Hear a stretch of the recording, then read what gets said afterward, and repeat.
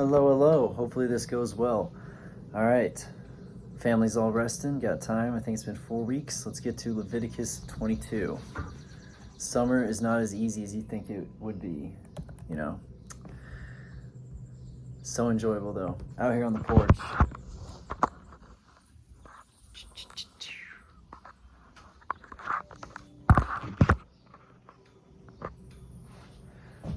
So, Leviticus 22. This is, I think there's only 4 chapters. No. How many chapters are left? There's 27 total chapters, so 5 left. Verse 1. The Lord said to Moses, "Tell Aaron and his sons to treat with respect the sacred offerings the Israelites consecrate to me, so they will not profane my holy name. I am the Lord. Say to them, for the generations to come, if any of your descendants is ceremonially unclean and yet comes near the sacred offerings that the Israelites consecrate to the Lord, that person must be cut off from my presence. I am the Lord." Ooh, that's intense. So let's see. In the commentary here, so when it talks about they separate themselves, the priests of Israel often dealt with things that had been declared holy. The altar, the table of showbread, golden lampstand, and altar of incense were all holy things. They did not belong to the priests, they belonged to the Lord. So there was a sense of separation from the holy things that the priests had to observe. Okay, so it's like, would that be associated with pride? I don't really know, but it's not yours. You're taking care of it for somebody greater, you know. One of the ways that I made some of the closest friends that I still have to this day, when I moved back closer to home after originally going to college, before I joined the Navy, and I was living with my parents, but I was staying with friends here and there. And one of a friend let me crash at their house a couple times, and every time I'd wake up, because I had to open the YMCA in the morning, so I'd get up early and I'd fold the blanket that I'd used, pick up trash around that I saw, because it was college kids, you know, and I'd do a couple dishes or something. Within like 2 months, one of the roommates was moving out, and they all asked if I'd move in. Friends to this day. It's like, it wasn't if it was my bedroom, I would have just left it a mess, you know, cleaned it later or something. But they let me stay there, so I took care of things a little bit. And that's what they're supposed to have, this reverence for these holy things. It's not that the material thing, in my opinion, is necessarily important. I know other people would argue that the Ark of the Covenant, these things are super important. It's the reverence because God said so. God said, these are my things. And he's kind of like, it's like a father testing his son with a power tool for the first time. If that makes sense to any of you guys. To fail to do so was a profane thing. So like, yeah, it'd be like dishonoring your dad. Like, dad lets you borrow the car and you're out there doing donuts in the parking lot. No, you know, obviously that's a disrespectful, dishonoring. So that's kind of the reverence that you're supposed to have for these things. Makes sense. So, who goes near the holy things which the children of Israel dedicate? All right. Therefore, the service of the temple this is still the commentary. The service of the temple had to be performed when the priest was ritually pure. The priest's portion of what was dedicated to the Lord in sacrifice had to be eaten when ritually clean. If a priest or their family member or anyone else even went near the holy things in ritual uncleanness, they were to be cut off from the presence of God. So meaning basically to stand before someone. So they basically aren't allowed to stand before these holy things. It's not like they're exiled from the community. They're just not allowed to go near the holy things anymore. You messed it up. You know, you had your chance. You know, again, I associate it to like a piece of high equipment on a farm or a power tool or something expensive of your dad's that he lets you use or something for the first time. You're not going near it anymore if you mess it up that bad. All right, moving on, verse 4. I wonder if you get like the real, I try so hard to be clean. I almost said B word. Uh, I wonder if you get cut off from that job as a priest, because the Levites, it's like a family. You're in the priesthood, but you still have to like do duty. Like there's still duties to do. So do you get the real B word jobs? I'm sorry, that's not very clean. You know what I mean, though? Do you get the real dumpy jobs? That's what I would assume. I mean, that's how it works for everyone else. Like you mess something up, you don't get to go do the cool jobs anymore.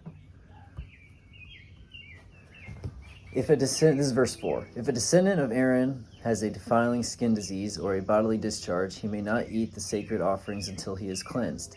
He will also be unclean if he touches something defiled by a corpse or by anyone who has an emission of semen, or if he touches any crawling thing that makes him unclean, or any person who makes him unclean, whatever the uncleanness may be. So if he's unclean, yeah, we get it.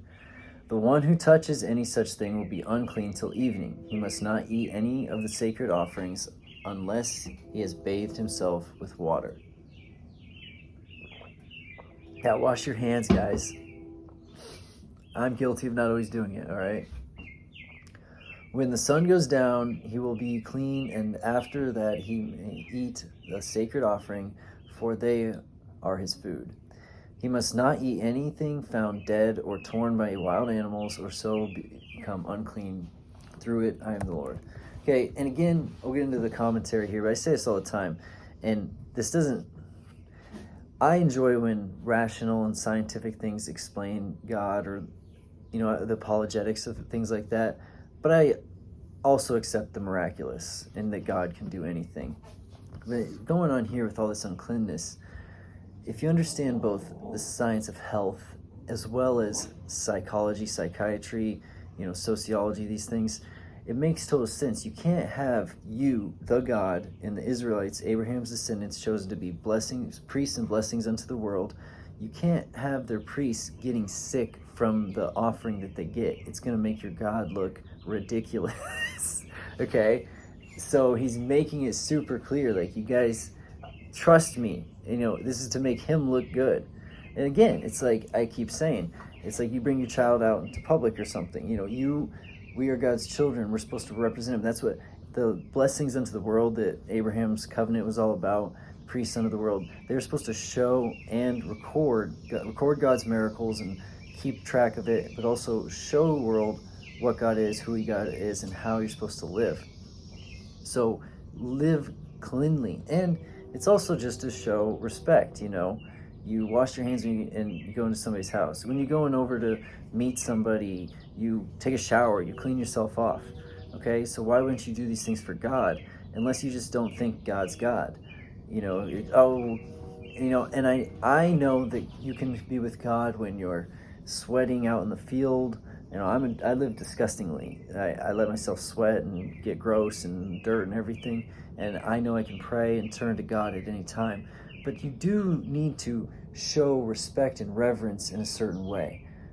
Like as simple as it is, take your headphone out of your ear. Don't just pause the thing. I know that's ridiculous nowadays, but and in this instance, this is what it's doing. It's showing reverence, respect for the Lord, as well as keeping his priests that are the priests of the Abrahamic line that's supposed to be priests unto the world. You got to keep them healthy. It's just obvious. All right. Looking at the commentary, it's basically saying, yeah,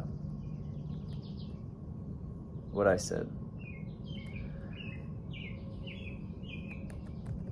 Yeah. Boom. Nailed it. Okay. I love how he ends it with, I am the Lord. I thoroughly enjoy when God goes boss mode.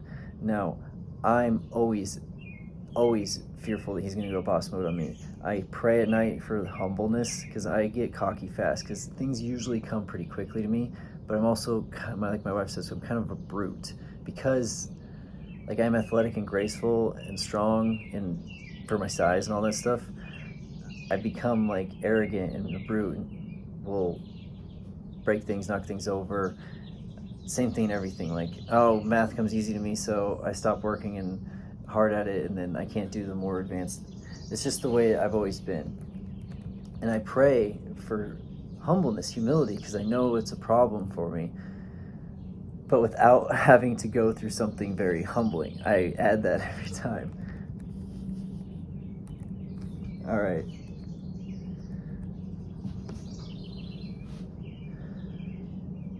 Boss mode God, I am the Lord. The priests are to perform my service in such a way that they do not become guilty and die for treating it with contempt. I am the Lord who makes them holy. No one outside a priest's family may eat the sacred offering, nor may the guest of a priest or his hired worker eat it. But if a priest buys a slave with money, or if the slaves are born in his household, they may eat his food. What's Big Bear always talking about? Slaves eat what the master eats. Look at that. Okay, a guest, it could be your best friend. You can have your best friend over who's not of the line of Aaron. You know, maybe he's a line of Ishkar or something. Best friend since you can, as long as you remember. No, you can't eat this stuff. But your slave can. See, puts a whole new meaning to the word slave. I know what that's going to do to people. Think outside of just the last few hundred years. I'm talking about slavery in general, their whole history. It's basically servant-master relationship. And face it, believe it or not, you know, I don't know why I'm apologizing. Most people watching this are probably Big Bears, but I think of my people I know at church and my parents' age and stuff like that, seeing this video. Cat's distracting me. I don't know. You just have to think.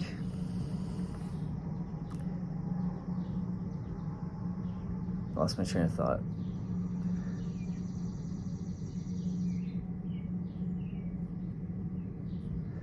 Let's go to verse 10. No one outside a priest. Okay, yeah. So the slave things.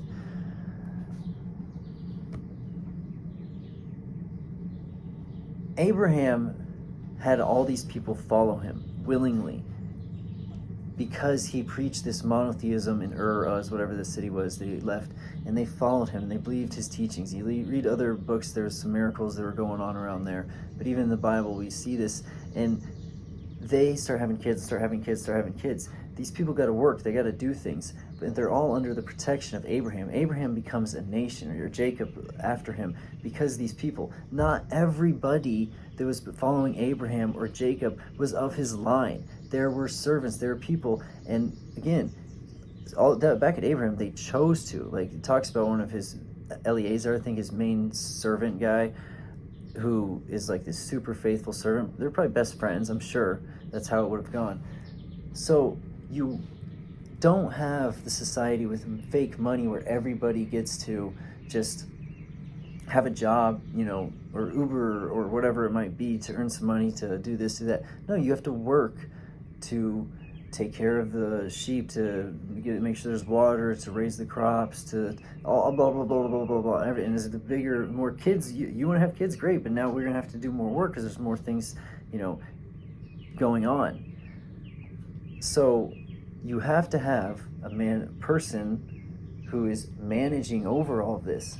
But is he necessarily living better than them? It says right here, the slaves of the priest can eat the holy offering. And that's the thing that most people forget, is that Abraham, all these people, they were bringing people to the Lord that weren't of their line. So the whole like bloodline of Abraham is important in the sense like that's where Jesus comes from, and that follows prophecies, and they're supposed to be recorders of history, God's history, and priests unto the world. But it's not like they're the only ones chosen for heaven or something like that. I think a lot of them didn't even believe in heaven necessarily.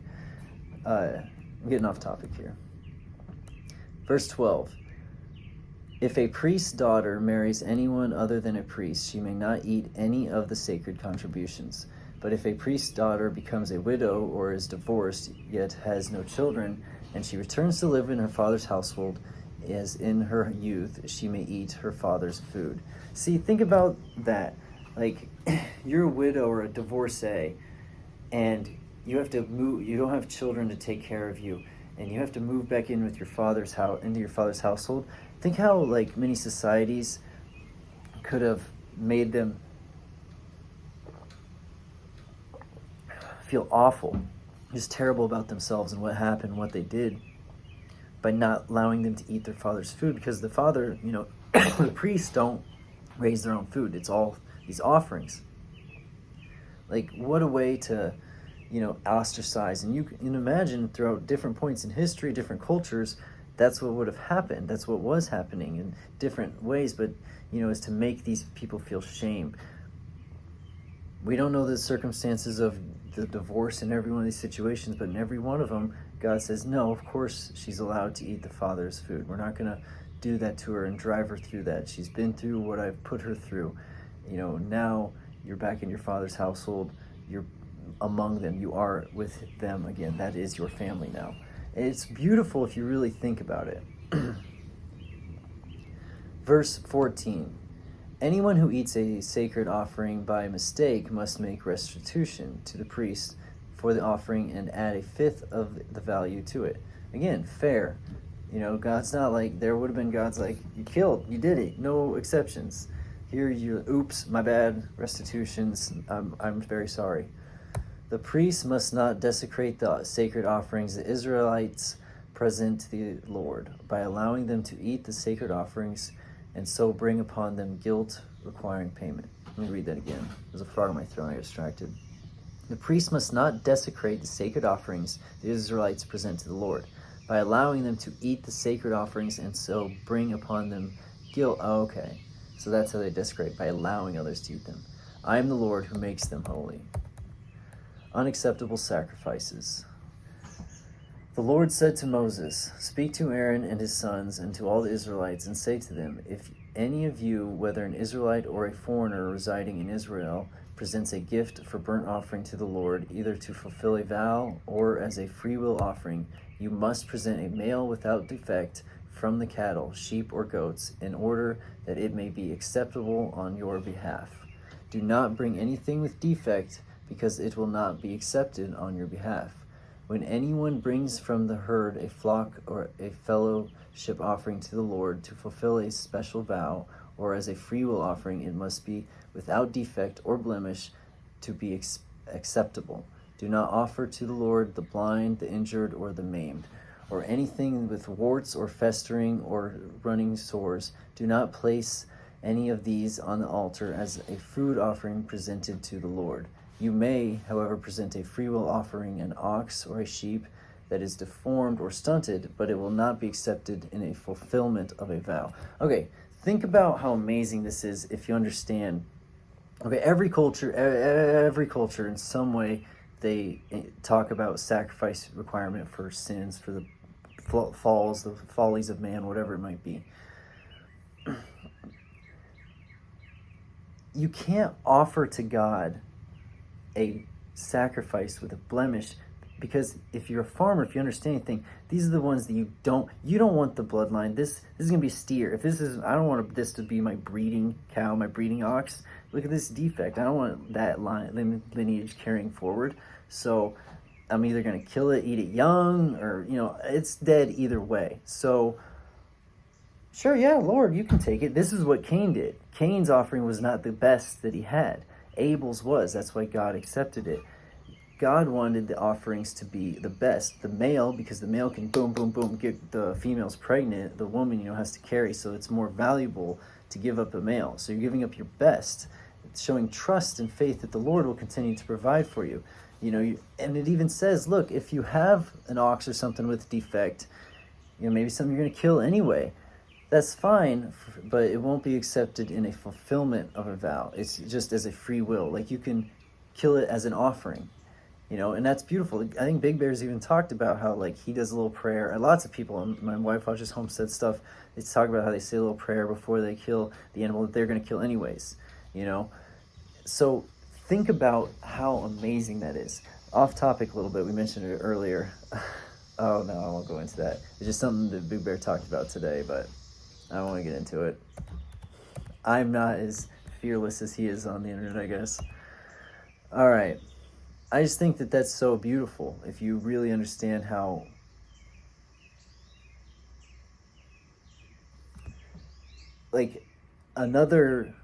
so all these other religions would have been much harsher, I guess is what I'm trying to say. at this time, that would have been revolution. They say Jesus was revolutionary, which he was, obviously. But just these laws in these times are revolutionary. Like, mind-blowingly revolutionary. People say, oh, no, not for sacrifice, this and that. It's like, dude, you can literally still make a free will offering to the Lord of the animal that has the defect. But obviously, if you're offering to the Lord a fulfillment vow, like a promissory vow type of thing, it has to be a worthwhile offering. Otherwise, you're just giving away. It's like giving away your junk. It's like, when someone's trying to get rid of stuff in their house and they're just giving it away. It's stuff you were getting rid of anyway. You're not giving me the thing you like the most. All right. You must not offer to the Lord an animal whose testicles are bruised, crushed, torn, or cut. You must not do this in your own land, and you must not accept such animals from the hand of a foreigner and offer them as the food of your God. They will not be accepted on your behalf, because they are deformed and have defects. Just obvious, not more explanation there really needed. Verse 26, the Lord said to Moses, when a calf, a lamb, or a goat is born, it is to remain with its mother for 7 days. From the 8th day on, it will be acceptable as a food offering presented to the Lord. Do not slaughter a cow or a sheep and its young on the same day. Do not slaughter a cow or a sheep and its young on the same day. I want to look at commentary on that. Interesting. I've seen the one like don't cook a calf in its mother's milk sort of thing, I think. So it's 26. To sacrifice a newborn or a young animal and the mother of the animal on the same day was to imitate a Canaanite fertility ritual. This was forbidden in Israel. See, so many of these things are just to separate themselves from the other cultures. These laws may have had a polemical function against pagan practices, or they may merely promote sensitivity and high regard for life. Yeah, okay. The precept was certainly intended to inculcate mercy and tenderness of heart, and so the Jews understood it. When it is see, there you go, Big Bear. It's okay to be tender of heart. When it is necessary, the Jews say so. When it is necessary to take away the lives of innocent animals for the support of our own, we should do it in such a way as not to blunt our moral feelings and deplore the necessity, while we feel and express gratitude. I feel like it should say and express gratitude to God for permission to do it. Wow, Clark. That's the commentary guy. That was a mouthful. All right, let's read on.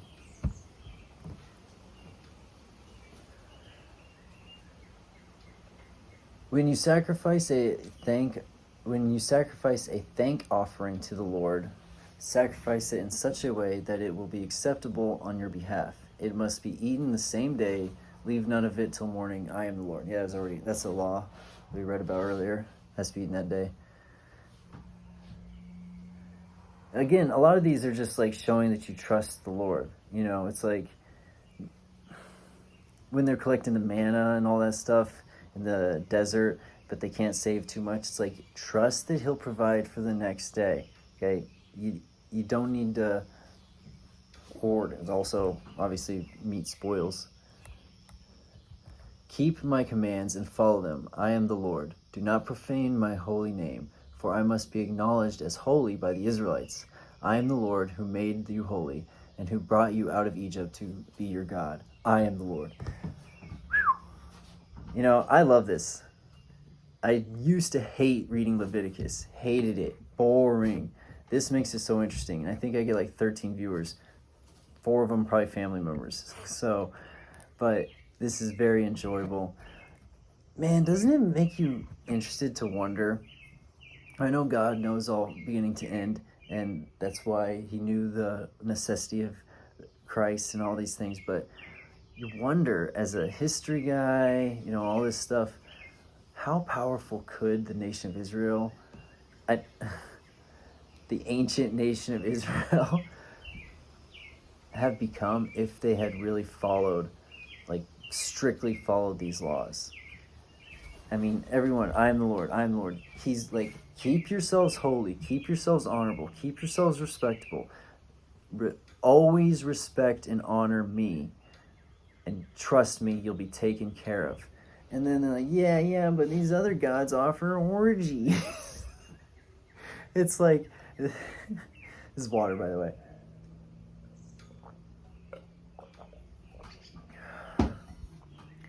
Speaking of being a brute, my wife and I keep talking about how bad plastic bottles are for you. First off, we talk about how hard it is to find just a good bottle, because I'm always around. I get thirsty easily because I sweat so much. I'm always on the go, always moving around. I just like to have a bottle. So glass bottles, but I'm such a brute. I always end up breaking them eventually.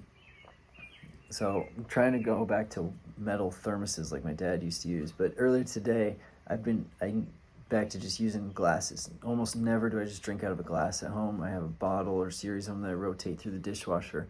But I'm like, oh, glass is healthier, none of these plastics and stuff.